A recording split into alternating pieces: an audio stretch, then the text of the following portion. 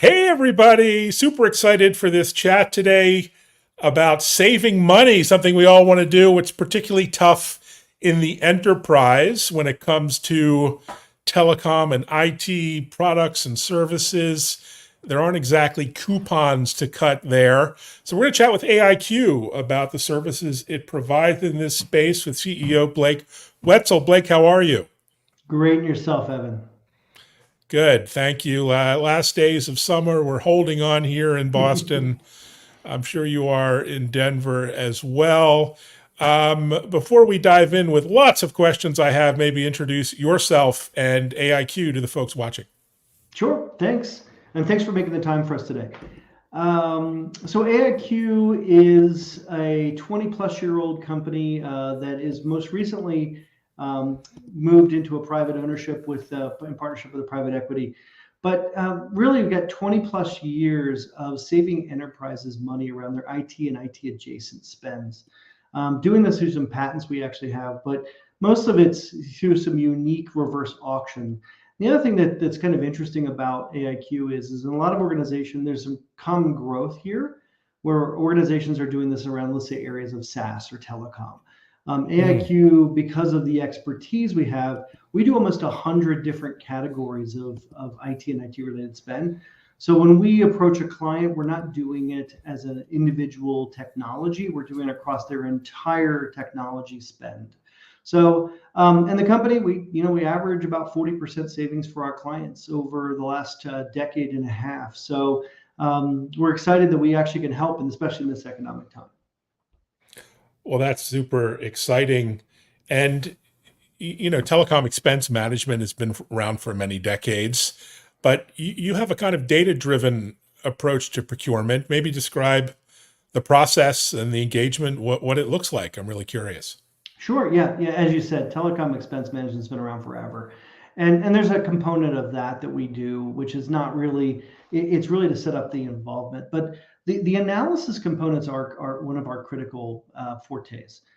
Because we're constantly running auctions across these 100 plus Mm. categories, we have data, real time data on all these types of specs. And we know who the suppliers are. We're working with them hand in glove on behalf of the client. And we're also bringing them together. So we see not just what they're going to tell you what the market's doing, but we actually see what the market really plays out. So we use that and all of those auctions we do and all that analysis we do for our clients, we use that to support our next clients. So we have a wealth of expertise and data that tells us really what the market's doing, not necessarily what the analyst might say is doing or what you might Mm. get if you go directly to a supplier. Yeah, that's a great point. And how much handholding and engagement is required on the client's end? Usually everyone's too busy to undertake a new project, but do you bring automation? And you obviously have a long, well-established process Yes. that gets them through to the end goal. Yeah, yeah, Evan, you're exactly right. That is actually one of the biggest hurdles we hear with clients all the time is I don't have time for this. And they don't, especially when you're trying to tackle their entire IT spend. So we actually do a very unique end-to-end process with the clients. So we take them from the early stage where we do analysis out of their ERP, but we don't really Mm. need anything on their heavy-handed. We just need a dump of their ERP. And we do an analysis for free, tell them what's in the realm of possibility. But we also go through them. So reality is all we really ask of clients are give us the ERP data at the beginning, help us get your contracts and invoices through that process. And then we will facilitate all the dialogues, all of the interviews. We will do interviews with their technical teams.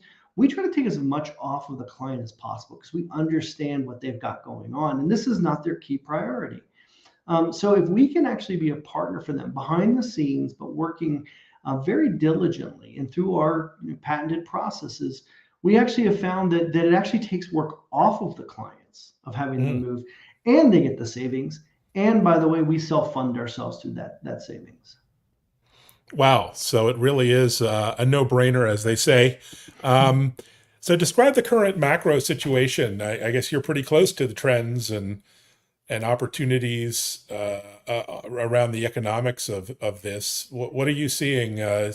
do you do best in a downturn or difficult tech times, economic times? And I guess your best friend is the CFO or in the organization. Is that right? Well, whether it's the CFO or the chief procurement officer, Mhm. we're generally that's who we start having the Mhm. conversations with. But as you mentioned, the economy is turning. So AIQ actually sees both. We do well in both the Mm. bad economic times and the good, and for Mm. different reasons. So in the bad economic times, which we're seeing today, when revenues grow slowing and organizations are starting to focus on profit and return to the shareholders, whether it's private or public, we're a great advocate at that point in time because what we do is increase EBITDA, we increase earnings, we increase the enterprise value of the company. That's what happens generally in a bad economic times. And we look at it as during bad economic times, would we rather see an enterprise cut IT spend by just buying what they're getting today at a better price, or they rather lay off employees? And we'd rather have them do the former, not the latter. So that's the bad economic time. The good economic time, we see a different trend because we work a lot with private equities and investment firms. Those are generally when companies are transacting more actively and they're looking at value and enterprise values. So we're great there where a company's focused on growth, but they need to increase those EBITDA percentages to be able to get the higher valuations of the company, whether it's on their public stock price or on the private valuation of the company if they're trading hands between one private equity or another. So we actually have a good value in both markets. But today, frankly, with the bad economy, we're seeing a lot of companies who said, we don't have time with this. We're really focused on growth. Now, a couple months later, they're coming back and saying, hold it, our board is telling us we need to focus on profit. Maybe it's time to engage. So we look at it in both economic situations, but we think we have value to an enterprise no matter if it's good or bad. Yeah, well, that's good news for clients as well. So tell us about this landscape of expense management. When I last looked at telecom expense management, it was a huge sort of quiet sector of the telecom world. Do you have competitors directly with your approach? How is it different than or from some of the others out there? Yeah, so we do. We actually kind of span a couple different competitors. We haven't Mm. really found an individual organization Mm. that looks exactly like AIQ, but they kind of go in a couple different realms. They are the TEM providers. Now, we Mm. don't do TEM by definition. So it's interesting because we actually can partner with TEM. There's some confusion Mm. there because we're not going to manage the expenses. What we're going to do is find the right suppliers. Now, the other side I see. is just in the definition, it's telecom expense management. Telecom's one of 100 different categories. So Mhm. it's funny where organizations might have leaned on those TEM companies. We're talking about things like buying laptops, servers, cloud Mm. services, security, printing services, bill issuing services, outsourced BPO, big spectrum of Mm. what they can do. So we actually serve as an extension of those organizations. Similarly, there's this growth in applications and platforms, especially around SaaS. There's a lot of SaaS companies who are out there and they're doing similar. How do I compare the multiple options I have in a SaaS, whether it's a CRM, HRIS system, any number of ERP? So there's organizations that do that. We do a similar thing, except for what we're doing is more aligning exactly what the client needs. But the other thing we do is make the competitors compete with each other. And that's unique Mm. because when we do our reverse auctions, all the suppliers sit in a room and they're competing with each other in a live environment. So you actually get to the most economic value. The third Wow. organization we see as competition are the large consulting companies, and we all know their Mm. names. And they generally come in with a pretty high price tag to do the evaluation for the client. And in a lot of cases, what we actually see is they don't actually go all the way to the end where they actually negotiate contracts on behalf of the client. They tell the senior leadership of the company what needs to be done, and they're generally accurate to some degree, but they're not really going and helping execute on that. As you mentioned earlier, there's a lot of work that needs to be done. It can be a burden on the enterprise. We try to take that burden off. So we go all the way to the end of negotiating the contract on behalf of the client. So we see lots of competitors, but we try to think that we actually attack the holistic problem and we try to do it in a more customer centric manner that we actually can add the value. And then the other thing we do is we generally get paid on a revenue share or a Mm. profit share in this case. So If we don't generate the value, the client doesn't have to pay us, and that's an Wow. interesting model in today's environment. So especially if economic times are tight, when you want an organization that only gets paid if they create a return. That is phenomenal. Well, risk sharing is the name of the game, and given all the things like cloud sprawl, SaaS duplication of SaaS offerings, there's a lot of opportunity there to refine and eliminate duplicate spend. I need this. I have so many subscriptions and services I Right. buy that are linger on. Maybe we'll talk about that offline. But so what's under the hood when it comes to data-driven procurement? It must involve analytics and decision support. And what's the technical approach? Is there AI machine learning yet in your tools? There's not really AI and machine learning, although we're in the development phase on that. A lot of it is through just decades of data. So we're actually Mm, monitoring it. So when we go into that early first phase, we call it the high level assessment phase. We're using all of that ingrained knowledge and expertise and data to be able to make early assessments for clients in a really timely manner. So we can actually assess their entire IT landscape and give them a realm about a 95% accurate representation for free in about 2 weeks. And that's for multi-billion-dollar enterprises. And that's just only because we have the data and we have the analytical tools to be able to do it. The other things as you go on the backside is we have a little bit, we marry process with technology. So mm, we actually use our process for interviewing clients for their technical requirements, because it doesn't benefit a client if we actually can find them the right provider if it's not the right provider for them. I mean, it could right. be the right price, but not the right technology. So we do a pretty arduous process in the evaluation phase with them to make sure that they're getting the right suppliers. We only invite the right suppliers to our auctions. But then the last thing that's as critical is our technology is that we use reverse auctions. And this is a combination of expertise and technology. But we bring the providers. So let's say we choose 6 or 7 providers for a particular technology. They're in a constant 2 to 3 week reverse auction process. So they get invited to the Mm, auction. That auction goes, and then they bid against each other. So you're really getting to the truthful market condition that exists, just like any market exists, whether you're buying stocks, anything there's a market for. If the best way to create that market is to bring the suppliers to interact with each other. And because of that, we see about a 2.6 times result than the traditional procurement vehicle. So we're using that technology and those reverse auction technologies in addition to our processes and the information that we've been gathering over decades. Frankly, there's a lot of organizations that would kill to have the amount of data that we actually keep. I bet. And that results in, as you said, 44% average expense reduction within the scope. That's a number that you must get some disbelief around. It sounds almost too good to be true. How do you defend that, I guess, with new clients? And also, what does that translate into? Is that like 7-figure numbers in dollars, or 6-figure, or Uh, all over the map? oh no, on the average, because of the nature of the size of clients, it's definitely into the 7 figures, in some Mm, cases 8 figures. wow. So you look at an enterprise, a good size, $1 billion enterprise, you're talking 10, 15. We have one client that's a reference who actually saved last year $18 million with us. Wow. That's So amazing. it's a lot.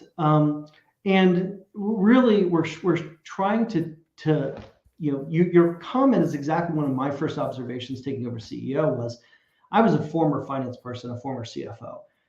Mm, And I looked at it and said, these numbers are just too big to be true. I don't right. believe them, which is actually why we developed our tagline, "Unbelievable Results Delivered," Okay, there you is go. You got because, marketing in place as well.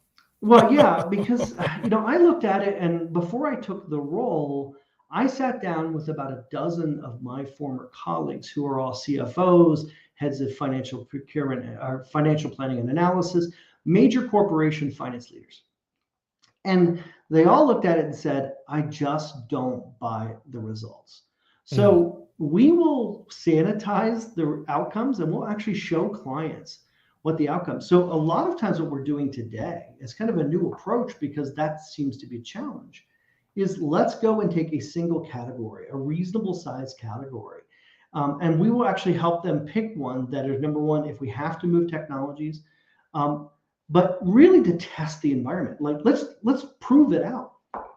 So we'll take a small project, we'll run a small project because we can actually generate it for very low cost outlay and resource outlay for the client. We try to pick those things that are going to be extremely low touch for the client, and we prove the point. So then the head of finance or the head of procurement is sitting there going, wow, you did generate 60, 70. We just did an auction, Evan, for a client.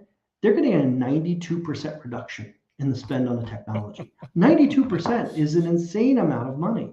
And so we look at this because we understand that question of it. We have to prove the point, but we have tons of data, and we just did one of the private equities we work with. We did an analysis, and across the entire spectrum of 13 years, our average savings is in the high 39% range. And that's a huge number. And the other thing that I think is an incredible statistic, which as a finance person is one of the biggest paybacks, is the payback period. They got a payback period of 131 days over a 10-year study across multiple clients.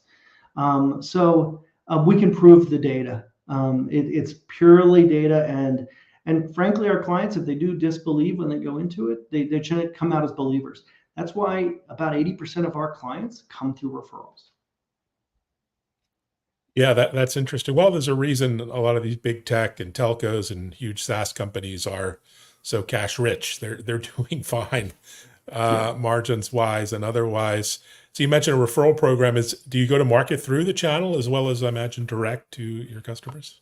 Yeah, historically we've had strong relationships with direct selling or referrals from our clients, or actually through our relationships with private equities. But having a channel background where I was like, we're not tapping into the entire market. So right when I came in, I said we need to build a channel program. So because the uniqueness of our technology, we're not trying to sell something, so we can't go train somebody to sell our solution. We said the best way to do that is through a referral program. So we created a referral program that says, if you refer a client and all you need to do is get us into the right decision maker at an enterprise, we will do all the selling, we will do all the execution, as long as you're staying there helping us make sure that client stays on track. We will pay you 10% of whatever AIQ makes in that client. Now, when you look at it and look at some of the numbers, like I quoted before, $18 million savings, we're taking a portion of that out of our clients. So that organization, whoever refers that's getting a rather sizable a reward for bringing us into a client. And by the way, creating value. In a lot of cases, it's not like they're trying to sell them a product. They are purely just coming to their relationships and saying, let me create more value for you. So it's not a difficult situation. I look at it for one of these unique times, it's a win-win-win. Everyone wins in that scenario. Fantastic. Well, I'd love for you to go into the federal government and maybe a review of that. You don't have to comment, not necessary, but I think there may be some cost savings you could find in government agencies. To say a lot of organizations have brought to us to say, why don't you do state and local government, regional? And it's kind of difficult because they have some unique procurement laws. Right. But there's some things that we potentially could do. So it's actually a future plans for us to try to reach into that market and see what we can do, because there are just some bad procurement processes, and it's because there's just not the expertise. Those procurement people with those agencies, whether it's state and local government, whether it is a public university, any one of those organizations, they're all struggling for funding. So why not do a better process on how you're procuring technology? And we're all technology centric today. So we hope to build that process to be able to help those organizations too. That is fantastic. I guess the next question wasn't just something I imagined, and feel free not to comment, but I imagine in the future you could see spot auctions, reverse auctions for talent and people. At the moment, you talk about CapEx and NetEx and OpEx, but are we going to look at human expenses as part of this in the future one day? That would be a new one for us. Although, interestingly enough, we do touch some areas, because if you look at it, we actually do IT outsourcing. So business process outsourcing, call centers, all those features that are actually outsourced to get people when you're buying resources as people, as opposed to you're outsourcing your resources. We do that today. But I wouldn't say it's been brought to us around the people side. The one thing that we've had a lot of areas that are coming in like traditional commodities, such as food product. It's like, why can't you auction food products? We actually have some organizations that have come to us and said, can't you go out and do energy? Well, we're actually looking at working with an organization that does do energy. But there's another function, which is hardware, like specialized development hardware, which we potentially could do too. So anything there's a market condition, we think there's an opportunity. For today, we're going to focus on the IT. There's enough IT out there to go work on.